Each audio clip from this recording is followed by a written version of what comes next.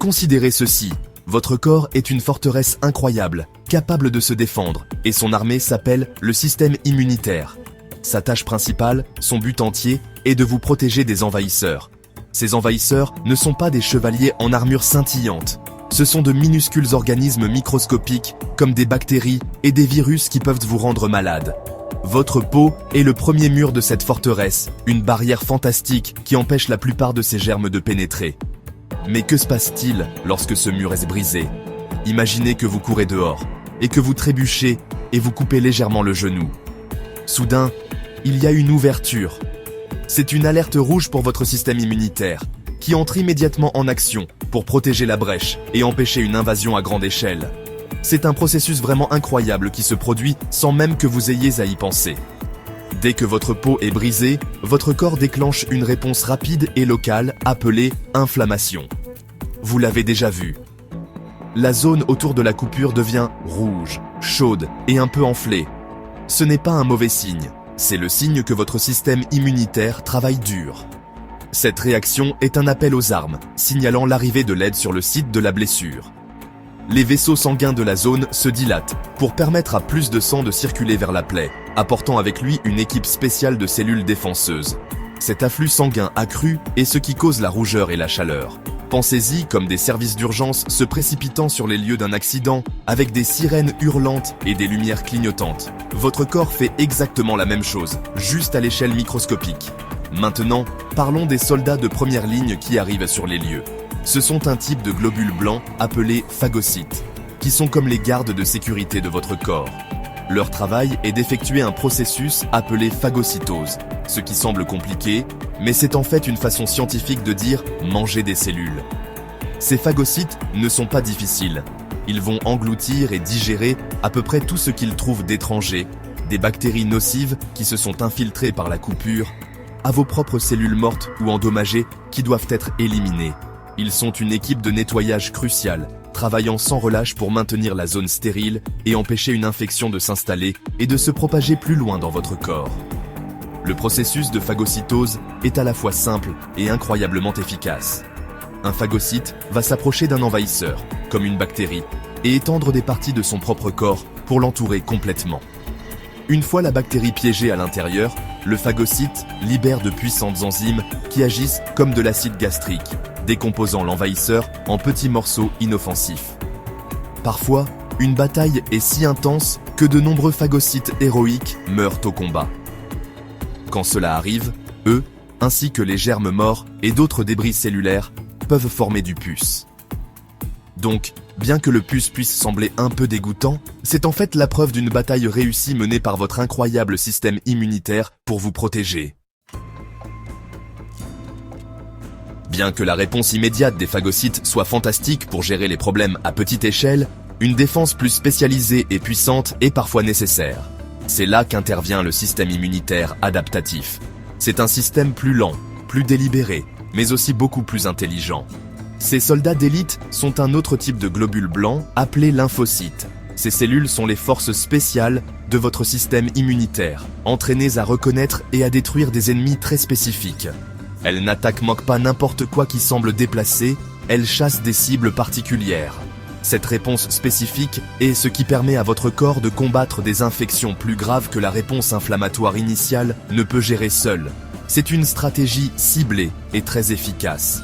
Pour comprendre comment fonctionnent ces lymphocytes, nous devons d'abord parler des antigènes et des anticorps.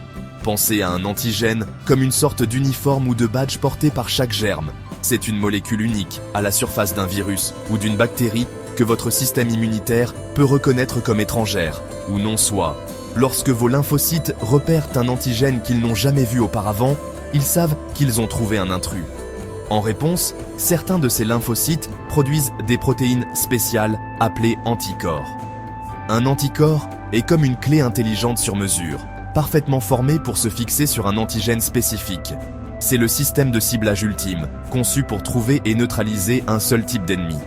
Il existe deux types principaux de lymphocytes dans cette équipe d'élite, les lymphocytes B et les lymphocytes T.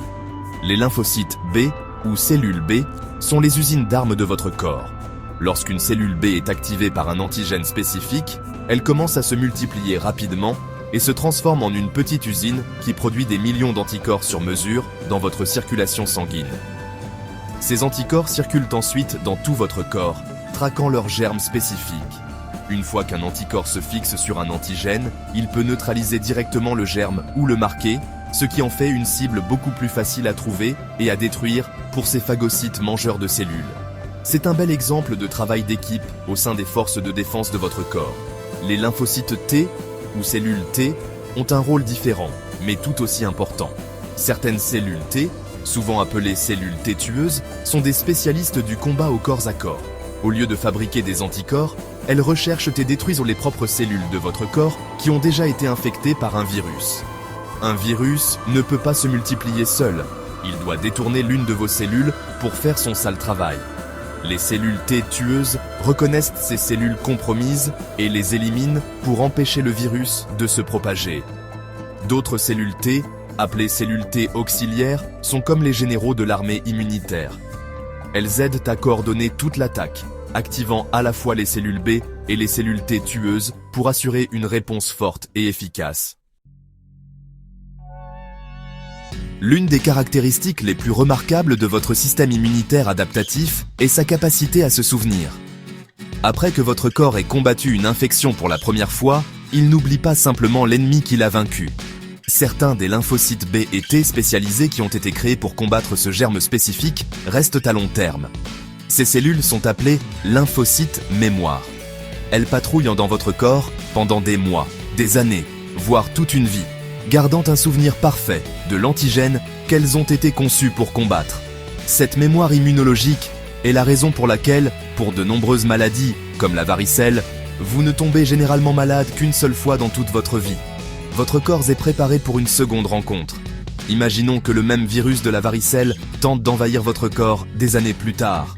Cette fois, le résultat sera complètement différent.